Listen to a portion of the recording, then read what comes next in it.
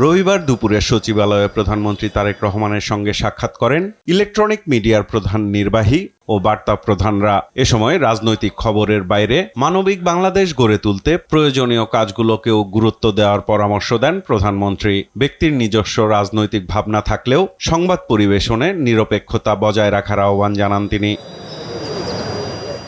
সাক্ষাতের বিস্তারিত তুলে ধরে ব্রিফ করেন প্রধানমন্ত্রীর প্রেস সচিব সালেহ শিবলি। মানবিক মূল্যবোধগুলো, এই বোধগুলো জাগিয়ে তোলা দরকার। আমাদের মধ্যে আমাদের সামাজিক বোধগুলো আমাদের মধ্যে জাগ্রত করা দরকার। এক্ষেত্রেও মিডিয়ার একটি বড় ভূমিকা আছে।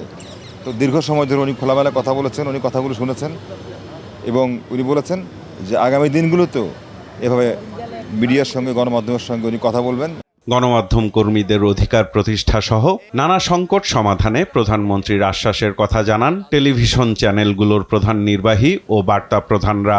আগের মতো দলীয় সাংবাদিকতার নামে সরকারের তোয়াজ তোষামত এগুলো মোটেও প্রয়োজন নেই। যেটা সত্য, সেই সত্যকে যেন আমরা সঠিকভাবে তুলে ধরি, সেটাই তার প্রত্যাশা। প্রথমত হচ্ছে যে ওয়েস বোর্ডটা তৈরি করা টেলিভিশনের কর্মীদের ক্ষেত্রে, তাদের চাকরি নিরাপত্তাটা, এবং পাশাপাশি যেটি হচ্ছে যে গণমাধ্যমকে একটি সুশৃঙ্খল অবস্থায় ফিরিয়ে নিয়ে আসার বিষয়টা, অর্থাৎ টেলিভিশন ইন্ডাস্ট্রিটাকে আসলে ইন্ডাস্ট্রি আকারে যেন দাঁড় করাতে পারে এই সরকারের আমলে, সেটি আমরা আসলে চাই এবং সেই হিসেবে আমরা ওনার সাথে কথা বলেছি।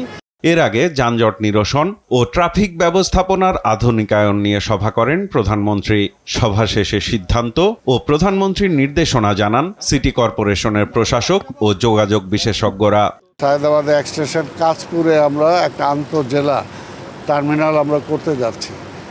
ওইটাও উনি নির্দেশ দিয়েছেন যত দ্রুত সম্ভব সেটা করে যাতে এখানকার থেকে লোডটা কমানো যায়। গুলিস্তানের এই টার্মিনালটাকেও সরানোর জন্য আমাদের ডিসিশন হয়েছে। মহাখালী আন্তঃজেলা বাস সার্ভিসগুলো যেখানে রাস্তার উপরে থাকে, আলাপ আলোচনার ভিত্তিতে হয়তোবা পূর্বাঞ্চলের দিকে আন্তঃজেলা বাস যেখানে খালি জায়গাগুলো আছে, এরকম একটা মোটামুটি প্রাথমিক সিদ্ধান্ত হয়েছে। এক পক্ষ চাচ্ছে এটাকে একেবারে ডিসমেন্টেল করে দেওয়া, আর এক পক্ষ চাচ্ছে এটাকে ইমপ্রুভড হাইওয়ে হিসেবে ইউজ করা, অনেকটা এক্সপ্রেস লেনের আদলে, এবং আর এক পক্ষ আছে এটাকে বিআরটি আদলেই চালানো। কিন্তু প্রত্যেকটারই আসলে প্রস কনস আছে, সুবিধা অসুবিধা আছে। বিআরটি প্রকল্পকে বাতিল না করে কার্যকর করতে 3 সদস্যের কমিটি গঠন করা হয় সভা থেকে। সাইফুল রিপন, দেশ টিভি, ঢাকা।